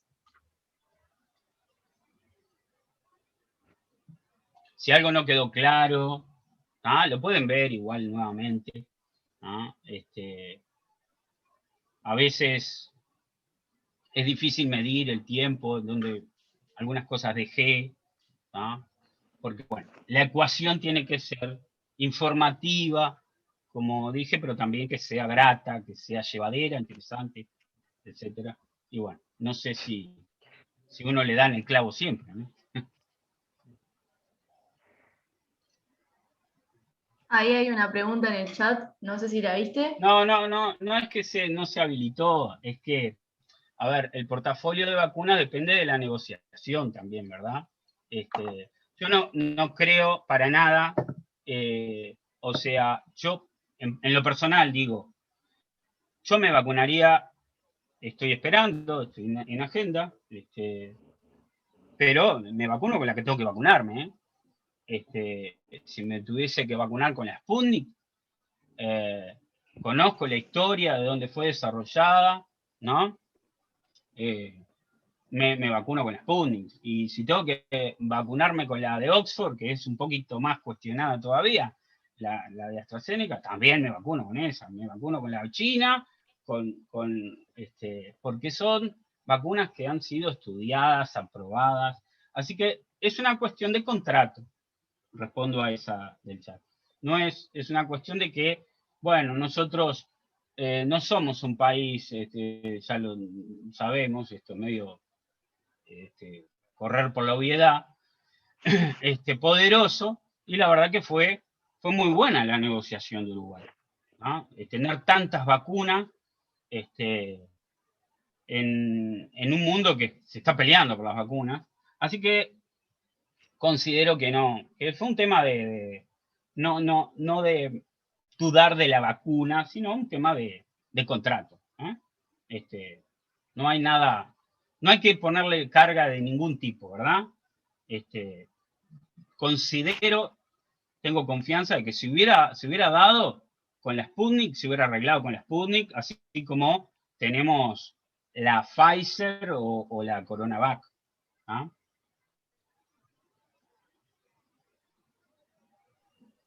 ¿Tenemos alguna otra pregunta? Sí, hay dos Sí, preguntas más en el la chat. estoy leyendo porque es un poquito larga. Son dos, arriba de esa y otra. Te aviso por las dudas. No. Eso es una información. Cuando uno dice la vacuna de AstraZeneca, la de Oxford, hace mal, es porque, a ver, hay que tener en cuenta que las vacunas para el coronavirus están en el ojo de la tormenta, ¿entienden? Las estamos evaluando con una lupa que nunca antes. ¿Ah? Las vacunas siempre, todas han tenido números que estadísticamente no pesan, pero con efectos secundarios. ¿Ah? Hoy hablé de Maurice Hilleman y de su vacuna, la triple viral, y en Estados Unidos cuando se aplicó, murieron niños por esa vacuna. Si no me falla la memoria, 8 niños. Imagínense ahora, ¿no? Que informen de que una vacuna ha muerto 8 personas por utilizarla, ¿no? Nadie se la va a querer aplicar seguramente, pero la vacuna de la triple viral la usamos, se la mejoró y ha salvado vidas, millones. Cuantitativamente esos datos son unas pocas decenas en miles y miles y miles de casos. Eso es algo despreciable. Primero que esta vacuna es parte, o sea, no es que la elegimos, ¿no? Es parte de un convenio multinacional que el año pasado, bueno, más de 100 países firmaron, así que no es que decidimos nosotros por esa vacuna, ¿verdad? Por la AstraZeneca. Ya habíamos comprado muchas dosis con anticipación, como parte de este programa multinacional. Pero yo no considero, y no estoy de acuerdo, es más como una información de corte periodístico y amarillista, decir que es mala. ¿Ah? Como dije hoy, yo me la daría. ¿No? Si me toca darme la AstraZeneca, me la doy. ¿No? Pero sí, es verdad que los casos que se dieron fue en mujeres menores de 50 años, ¿no? Pero nadie tiene la explicación exacta de por qué ocurrió. Son todas hipótesis, pero son, a ver, números que no son estadísticamente importantes. Si no, se suspendería esa vacuna. ¿Ah? Lo que pasa es que hoy vemos todo con una lupa, pero me gustaría que ustedes tomaran una vacuna de la historia y leyeran, siempre tenían efectos secundarios, ¿no? Y como dije, en algunos casos muertos, no solamente cuadros, sino muertos. Pero, a ver. Profe, antes de Sí, la para que... pregunta de AstraZeneca, había otra. Te digo para que no quede traspapelada. Para. ¿Acá en el chat? Sí. ¿Y no pueden hablar? Yo creo que sí, pero se ve que ¿Por qué no? sienten más cosas, así. Acá los de atópica, ¿no? Una consulta cuando se refirió a las personas atópicas y sobre su vacunación, mi duda al ser asmático, sí. Que seas asmático no quiere decir que seas atópico, pero podés ser asmático y ser atópico. Yo soy atópica y no me morí, si sirve de algo. Que llevar al vacunarse. No, bueno, pero eso está dentro de lo... Antonella, ¿verdad? Eso está dentro de lo... Viste que te vacunan y esperás 30 minutos. Sí. ¿No? Así que en esos 30 minutos un atópico respondería. No, la respuesta, que puede ser un shock anafiláctico, no te va a dar el otro día. Te da rápidamente. En caso de Porque tampoco, porque la inmunología no es matemática. No es que tengas atopía y sí o sí vas a responder. No. Un atópico, bueno, ahora Faustina, ¿no? No te estaba viendo. Fuiste Sí. vos que dijiste que eras atópico. Sí, fui yo. Bueno, digo, que vos podés ser atópico y tenés más predisposición a responder con un shock anafiláctico, que es un cuadro agudo, ¿tá? Pero que en el vacunatorio rápidamente te revierten. ¿Ah? No hay, por eso están esos minutos. ¿Ah? Por eso uno se vacuna y espera unos minutos. ¿Ah? No es nada que pueda ocurrir en los días. Si no te ocurrió, no te va a ocurrir. ¿Ah? Bueno, a ver, tengo otra acá. Una persona que conozco se vacunó con alguna, porque dentro del rango de edad, pero le corresponde esa vacuna. Cuando esté en el rango que te da la Pfizer, entraría en ese rango el año que viene. Ah, bueno, buenísima la pregunta. Espero que estés ahí, porque demoré en responderte. Buenísima esa pregunta. Bueno, acá es compleja la pregunta, por eso me gustó. Bueno. El tema es una pregunta más general. ¿Me puedo dar 2 vacunas? Bueno, lo que pasa es que vos no vas a definir qué vacuna te vas a dar. Es la que te toca, ¿verdad? Ahora, no. Hoy se están estudiando inmunizaciones heterólogas, o sea, con 2 vacunas distintas. ¿Ah? No va a causar ningún inconveniente. Lo que puede ocurrir es que la eficacia por ahí sea menor, pero ya se están estudiando combinar vacunas. ¿Ah? Así que no hay para nada, ningún inconveniente. Y más, máxime cuando me estás preguntando el año que viene. Seguramente, espero que no, pero si este virus llegó, digamos, para quedarnos, voy a parar acá de... Ahí va. Si llegó para quedarse, digamos, y va a circular después como el virus de la gripe, ¿ah?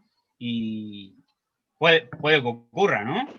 Que nos acompañe, digamos, que acompañe a la humanidad de aquí en más, que no desaparezca, y que se transforme en una enfermedad estacional. Evidentemente van a venir nuevas vacunas. Los laboratorios van a tener que vigilar las cepas, cómo se hace con la vacuna de la gripe, y elaborar vacunas nuevas, y volver a inmunizarnos. ¿Ah? Pero aquí está muy interesante, pero es como para una clase aparte, ¿no? Como para una clase, digo, como para una charla aparte, ¿no? Es como para un tema, como para una clase. Porque no va a ser lo mismo, ¿entienden? Esto nos tomó inmunológicamente, tecnológicamente, dormidos. Entonces, si el virus ahora va a coexistir con nosotros, ya vamos a estar muchísimo más preparados para elaborar vacunas mucho más rápido y va a haber un background inmunológico que nos va a proteger. ¿Entienden? No va a ser lo mismo. ¿Ah? Porque por más que una cepa sea nueva, bueno, es una cepa derivada del mismo virus. Entonces el sistema inmune poblacional o incluso individual puede decir, mira, vos te conozco, a vos ya te vi, ¿entiendes? Ahora, esto es como todo lo pandémico, lo novedoso, claro que nos tomó dormidos, en todo sentido. ¿Ah? Pero no va a ser la misma gravedad por la eternidad, no. ¿Ah? Pero bueno, esperemos que sea un mal sueño y que nos despertemos pronto y que esto sea, bueno, un mal mojón de la humanidad, digamos, ¿no?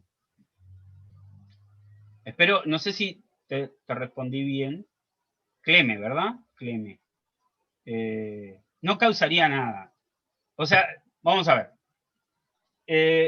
El científico se caracteriza por algo que, a ver, que no es muy bueno para la política, que relativiza todo. ¿Por qué? Y porque sabe que no tiene la verdad al 100%. La verdad absoluta en ciencia no existe. Entonces todos son con matices, ¿verdad? todo es un capaz, y eso genera dudas en la población. A veces para transmitir hay que ser un mal científico, y por eso es que los negacionistas tienen tanto éxito. ¿Por qué? Porque no relativizan. Entonces vos tenés un tipo que está relativizando todo y uno que te está afirmando todo. ¿A quién le crees? Al que te está afirmando todo. ¿Entienden? Pero cuando alguien afirme algo tan categóricamente, bueno, hay que pasarle por el tamiz del escepticismo. ¿No? Ojo. ¿No? Pero bueno, creo que cuando se transmite algo a la población general, hay que ser un poco más concreto. Entonces yo arriesgo, voy a hacerlo. Si te das una vacuna, o sea, te aplican una vacuna y te aplican otra, no te va a pasar nada. ¿Ah? Lo que puede pasar es que quizá no sea tan eficaz, ¿ah? La inmunización, o que no se logre, digamos, una memoria a largo plazo, eso sí puede pasar. ¿Ah? Pero algo negativo, muy difícil, muy difícil. ¿Ah? Clemen, a ver, había otra, ¿no? Sí. Bueno, esa de Jessica, ¿nos tendríamos que vacunar todos los años? Bueno, creo que te la respondí cuando es algo que nadie sabe. ¿Es una posibilidad? Sí, sí. Porque si el virus permanece y comienza a circular de forma indefinida, lo más probable es que sí, que nos tengamos que vacunar todos los años, con vacunas nuevas, con nuevas vacunas. Porque es un virus de ARN. ¿Qué pasa con el virus de la gripe?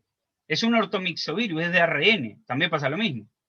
¿Entienden? Hay que vacunarse todos los años porque es un virus de ARN. Es un virus que cambia mucho. ¿No? Así que puede pasar, sí. ¿No? Bueno, lo habías mencionado, disculpa que dice como la gripe. No, nadie te puede afirmar que no. ¿Es una posibilidad? Sí. Ahora, dato. ¿Cómo podemos reducir esa posibilidad? Si nos vacunamos todos. ¿Ah? Difícil que alcancemos una cobertura del 100%. Pero si alcanzamos una cobertura del 100%, y ya no a nivel país, por eso es mucho más difícil, a nivel mundial, ¿qué le decimos? Si recuerdan el esquemita de los verdes y los amarillos y los rojos. Le decimos que no al virus. ¿Ah? Entonces, ahí sí minimizamos la posibilidad que el virus nos acompañe en el futuro, digamos. Bien, Clemen. ¿Alguna pregunta más? ¿Algo que quieran comentar? No, quiero hacer un comentario. ¿Ah? Ustedes vieron que la mayoría de las vacunas tiene 2 dosis, salvo una, que es la de Johnson & Johnson, ¿ah? Que es una vacuna belga, llamada Janssen. ¿Ah? Laboratorio que nadie lo conoce porque, bueno, es un laboratorio más chiquito. ¿Ah? Pero es como Pfizer y BioNTech. ¿Ah? Es Johnson & Johnson y Janssen. ¿Ah? Belga. Bueno, esa vacuna tiene una dosis. ¿Ah? Eso es bueno, porque imagínate, es algo positivo de la vacuna, tener una dosis, porque vos te vacunás, ¿no? Y ya te desentendés de tener que ir a vacunarte de nuevo. Pero claro, la eficacia es menor, con una dosis es menor. ¿Por qué 2 dosis la mayoría? ¿Ah? Todas las vacunas que tenemos acá, que por ahora son 3, son con 2 dosis. Bueno, la segunda dosis no solamente aumenta la eficacia, sino que es la que genera esa segunda dosis, la memoria. Es la que activa la memoria y por tanto es la que activa la protección a largo plazo. Por meses, incluso puede ser más de años. ¿Tá? Por eso es importante la segunda dosis. ¿Tá? Para activar, potenciar la eficacia de la vacuna claramente. Por ejemplo, un 70-95 con la primera dosis, Pfizer tiene más de 80, o sea, es impresionante. Pero con la segunda supera los 90. Pero no es solamente por eso, sino porque genera la memoria. ¿Ah? A ver qué tenemos aquí, Sofía. Si te das la primera dosis de una vacuna y después contraes COVID, ¿pasa algo? No, No, te puede pasar, lo que va a ocurrir seguramente es que como ya tenés anticuerpos, sobre todo del tipo IgM, ¿tá? Que son unos anticuerpos grandotes, eso seguramente ya los tenés, después de la primera dosis. Ojo, después de la primera dosis, después de unos 10 días, te dicen 2 semanas, pero más o menos después de unos 10 días, 2 semanas, por ahí, ya tenés protección. Entonces, el cuadro, ¿sí? Va a ser más leve y vas a transmitir menos. ¿Tá? ¿Queda claro? O sea, vas a tener menos carga viral, vas a tener un cuadro más leve, seguramente no sea un cuadro grave. ¿Tá? Eso es lo que va a pasar. O sea, lo que va a pasar es positivo. ¿Tá? Ahora, la gente, al revés te lo pongo, la gente que ha contraído la enfermedad, ha tenido COVID, viste que lo recomendable es que le den después una dosis. ¿Por qué? Porque esa dosis funciona como la segunda. ¿Mm? Después de un tiempo le dan otra dosis, porque está inmunológicamente va a estar protegido por un tiempo. ¿Ah? Más o menos que es por unos 6 meses, promedio. ¿Ah? Pero depende mucho de cada uno, del sistema inmune. Pero va a estar unos 6 meses protegido más o menos. Y la primera dosis vacunal vendría a ser como un booster en realidad, como una segunda. ¿Por qué? Porque ya se inmunizó con el virus salvaje, porque cursó la enfermedad. ¿Se entiende? Ay, a ver, ¿para qué? Tengo una pregunta. No, Sofía. No. Eso último no había leído. No. Que si te vacunás, no, para nada, no, eso es una falacia. ¿Ah? A ver, en un plano, la infección natural, o sea, la enfermedad, sea sintomática o asintomática, no importa. En un plano funciona, como la vacuna, o sea, una inmunización activa, ya sea porque te vacunás o porque cursaste la enfermedad. Tenés una inmunización, ¿entendés? Entonces, si vos cursaste COVID, ya sea, como dije, sintomático o asintomático, te inmunizaste, tu sistema inmune se activó. Es como, en ese plano, es como si te hubieses vacunado. Así que, vos decís, tengo que vacunarme. Y bueno, es como que te des la primera dosis y no te des la segunda, ¿entendés? Hola, Anthony, ¿me A ver, escuchás? para que tengo... Sí, tengo otra acá. Sí, decime. Profe, ahí va. Dime. Te Hola. escucho. Tengo una consulta. ¿Sabes que tengo un primo que se fue a dar la antitetánica y le dijeron que ahora, como estaban dando la vacuna para contra el coronavirus, se la postergaron para los 45 años? Mi Sí. consulta es el por qué, si sabes. Sí, porque la antitetánica genera, ¿qué pasó? Si tiene el certificado, digamos, de vacunación actualizado, tiene muchas dosis ya, ¿no? Y refuerzos de la antitetánica, ¿tá? Porque a los niños se los inmuniza cada poquitos meses con la antitetánica, ¿entendés? La antitetánica comienza en una vacuna que se llama pentavalente. Entonces ahí ya te empezás a inmunizar. Entonces, al año tenés como 4 inmunizaciones ya. Entonces, hay una protección, un respaldo inmunológico contra el tétano. Es una toxina, la toxina tetánica. ¿tá? Entonces, generalmente, lo que se aconseja es reforzar cada 10 años. Pero perdura, no es que cada 10 años sí o sí matemática se pierde la memoria.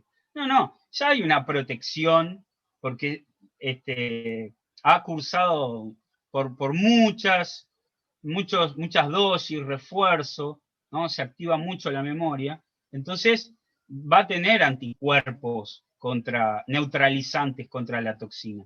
Entonces, hoy que vivimos una emergencia, no es problema que que se pueda, ¿entendés?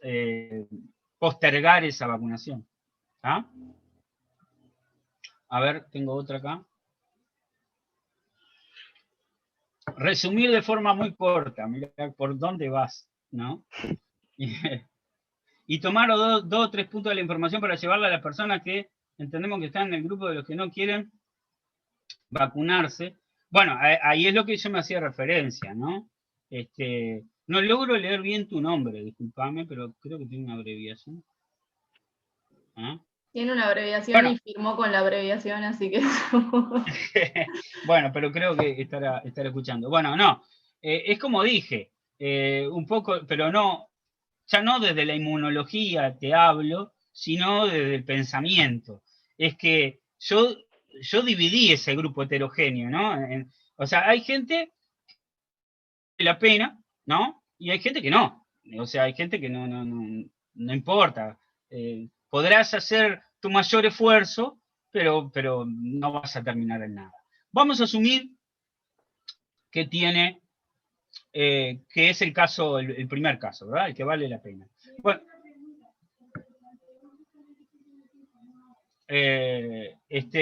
entonces, si tenemos ese caso, como subrayamos, el caso de las personas que no tienen información, bueno, esa última gráfica, bueno, la única que puse, habla directamente, ¿no? Es decir, podemos decir, la vacuna ha salvado millones de vidas en el mundo. ¿Ah? La vacuna es la solución. Pero si querés más resumido todavía, te lo voy a decir así. Busquemos los números de casos positivos de coronavirus y vinculemos con las muertes. ¿Tá? Ahí vamos a tener la tasa de mortalidad. ¿Tá? Y después googlemos los casos vacunados, ¿no? Y los efectos, las muertes que se dieron por la vacuna. No hay. Fake news, sí, montones. Pero datos no hay.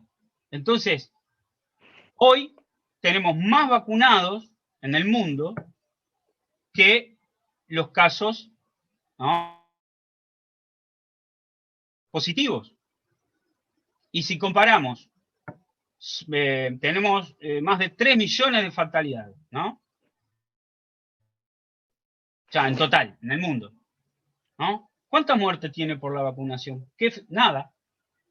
Entonces, esa comparativa ya habla sola. Vacunarse y no vacunarse. Tenés, por un lado la vacuna y por otro lado el virus, ¿no? Si comparo los casos que ha provocado, los casos de muerte que ha provocado el virus con lo que ha provocado la vacuna, nada, ¿no?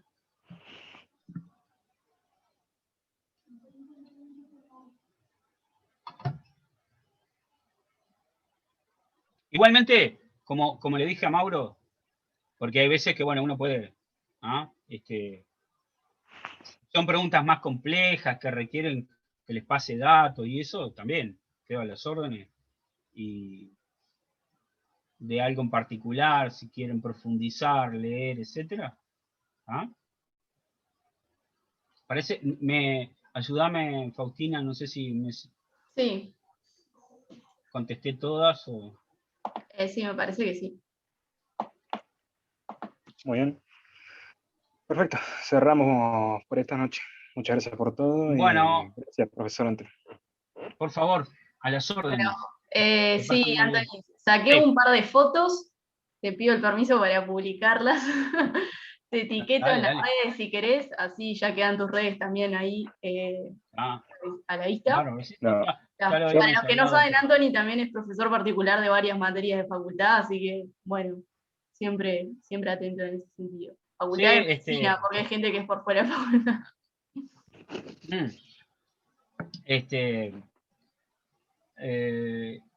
Si pueden seguir ahí las redes, Estoy en Facebook y en Instagram. Y como les dije hoy, hay cada tanto una columnita, así que si quieren leer algo que escribo también. ¿Ah? Bueno, una vez más, muchas gracias entonces, Anthony. Por favor. Y Un eso. placer. Chao. Muchas gracias a Algo que todos. tengo que